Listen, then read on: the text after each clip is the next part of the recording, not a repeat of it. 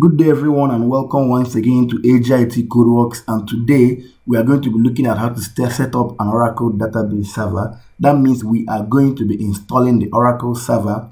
We are going to take it step by step, and we are also going to unlock the HR schema. So let's get this.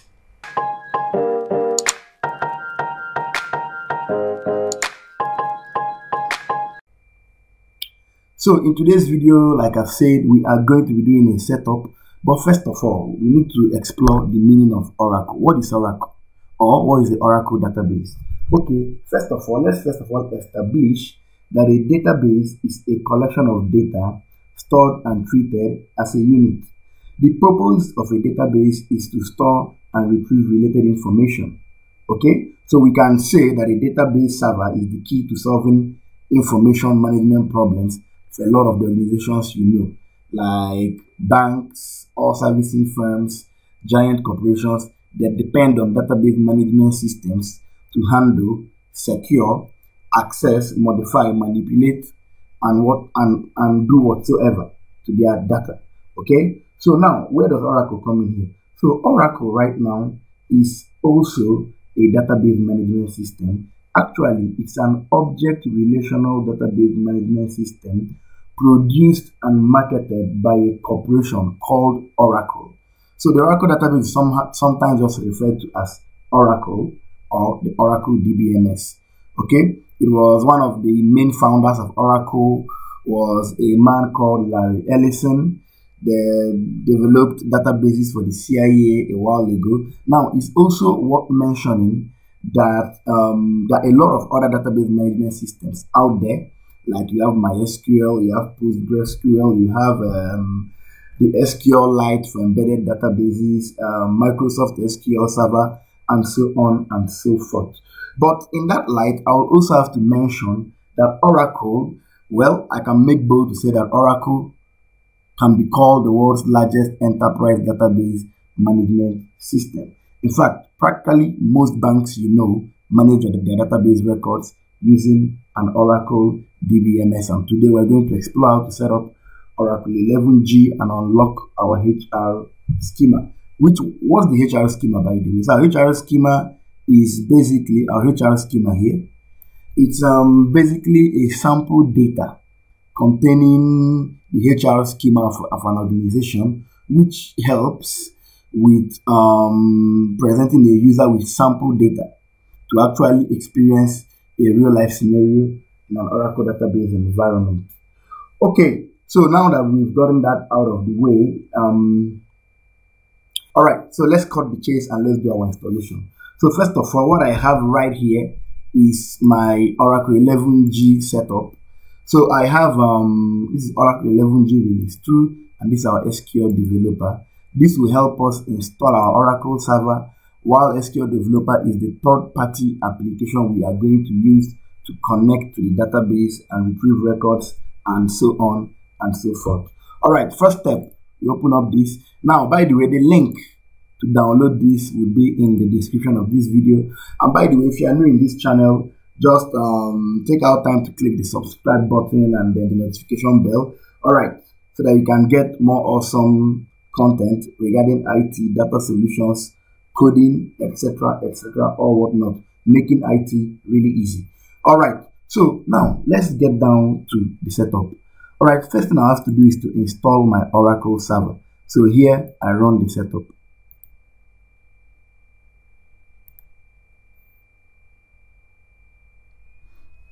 All right, so the setup is executing. I'm installing Oracle Database 11g.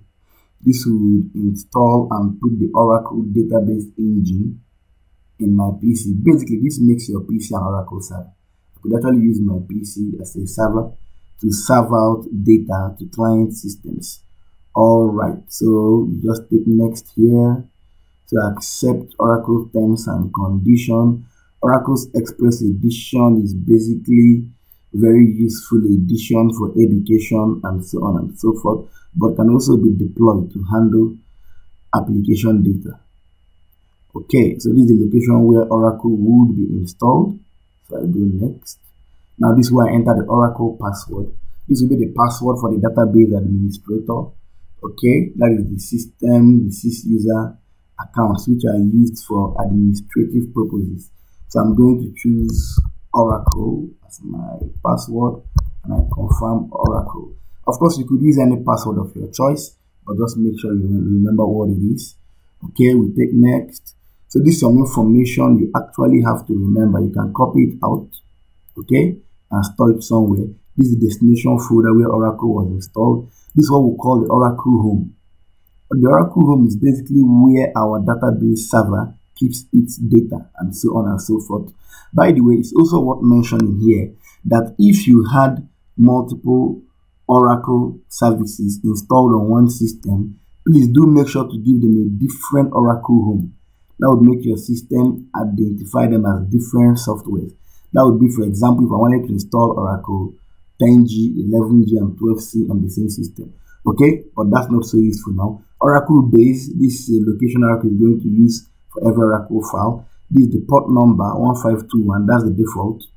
That is when Oracle runs on a network. That's the port number on which you can access the Oracle service. So something called the Oracle listing that runs on that service. More on that later. Okay, so and so on and so forth. The Oracle web interface will also run on this port. So basically, you can just save all this data for future use. Alright, so I go ahead and I hit the install button. Now the installation starts.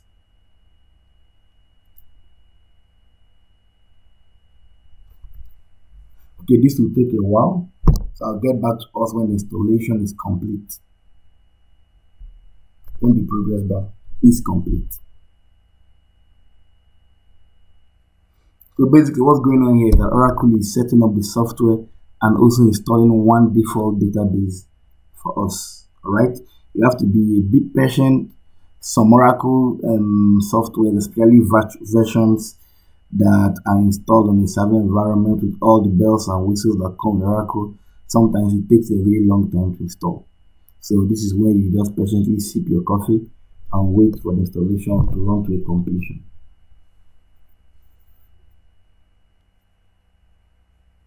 Basically, when the installation is completed, I would see the screen. By the way, that information I copied out, I would save it here. Oracle. So I'll just call this Oracle info. So that information I copied out, I pasted it here. Don't forget, okay, the destination for the Oracle installation, the Oracle Home, the Oracle base, the port number which the Oracle listener runs, Oracle services for Microsoft Transaction Server, and then the Oracle HTTP listing. This information could be useful when you are administering your database. Okay, so we save it. So now that we've gotten to this screen, it means our installation shield wizard completed successfully. So we finish this. Now, secondly, now we have to now unlock our HR user. So it can be unlocked with this command. First of all, we have to log into the SQL plus environment. Okay, that's the command line interface that comes with Oracle that is used for administering the database. It could do things like start up the database, shut down the database, and so execute queries and retrieve data stored in our database. Okay, so what we'll do is we hit the Windows button, we go CMD, and open the command line. So in my command line here, I will go SQL plus space slash space as SYSDBA.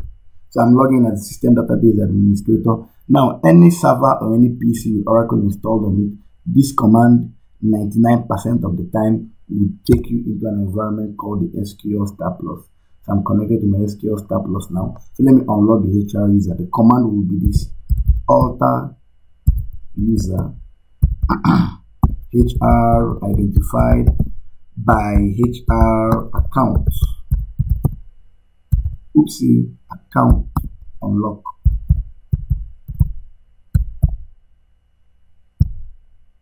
Okay, it says user altered. So this means I'm unlocking the HR user, I'm altering the user. The account is locked by default. So I'm saying alter the user HR, assign the password HR. So if you wanted another password for your HR user, this is a good place to assign it. Okay, I'm saying account unlock. And of course, to also lock the account, the command looks exactly the same, just that this would now be account lock. Alright, but we are not locking the account. Okay, the user is altered, the account is now unlocked.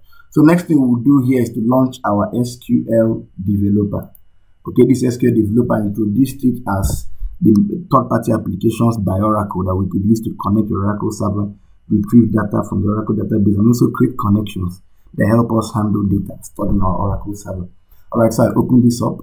Like I said, the link will be in the description for downloading this. So I could run this, but I could also create a shortcut for it on my desktop. I could right click and say send to desktop, create shortcut. So you would notice I have a shortcut now on my desktop. This is the SQL developer. Okay, so I could run this. I could also run this file, completely the same thing. So I run this. So SQL developer is starting up.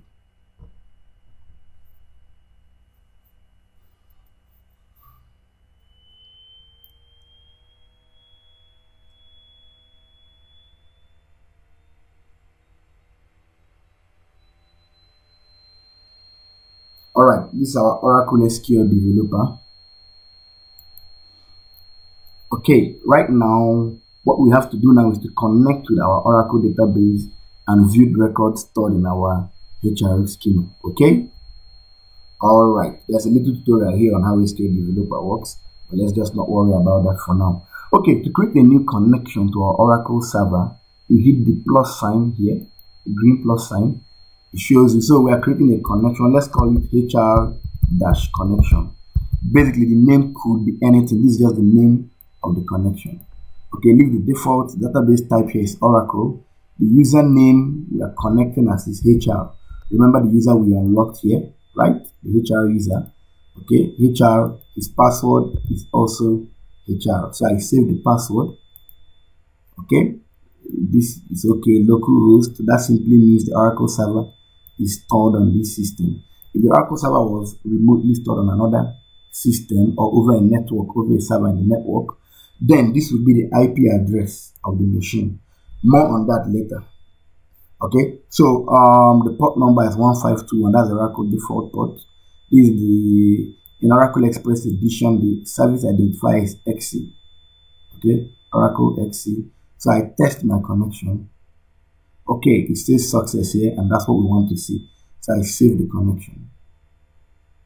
So now we're good. So you notice the connection appears the HR connection. So if I double click this, I get bam. That's what I wanted to see, the HR connection. So now I can say select. Okay, let me increase the font size. So to increase the font size in SQL developer, I can go to tools, select preferences, under code editor, we pick fonts, and I can pick, let's say 17 for example, or let me go 18, right? So depending on your choice, I okay it. So my font is a lot bigger. I think it could be bigger than this, so let's just make it bigger. I could say 24. 24 looks good. So okay, so I could now go select asterisks from employees. This is the most basic SQL statement you could ever have. So basically your knowledge of SQL starts here and then grows to writing complex queries that analyze and evaluate organizational data or data stored in an Oracle server or an Oracle database. So if I click this green button here, I run the query, and then the data I unlocked is displayed here. Of course, the font style can also be changed from the preference page.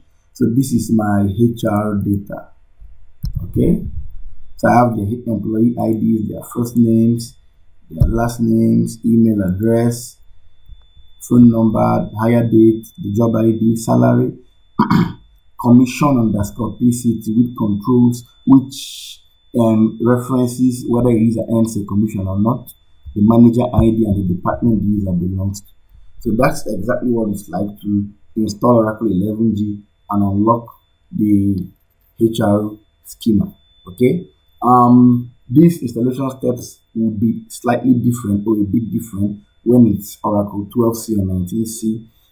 We are still going to upload videos in that regard, because of the pluggable database and container database systems that was introduced in 12c and 19c. If you don't know what I'm talking about, don't worry. The video for the installation of 12c and 19C will be coming up. Alright, if you have found this video useful for setting up Oracle 11g Express Edition, don't forget to hit the subscribe button, like the video, and then whatever your issues are, your comments are welcome in the comment section. Alright, thanks, and do have a lovely rest of the day. Goodbye for now.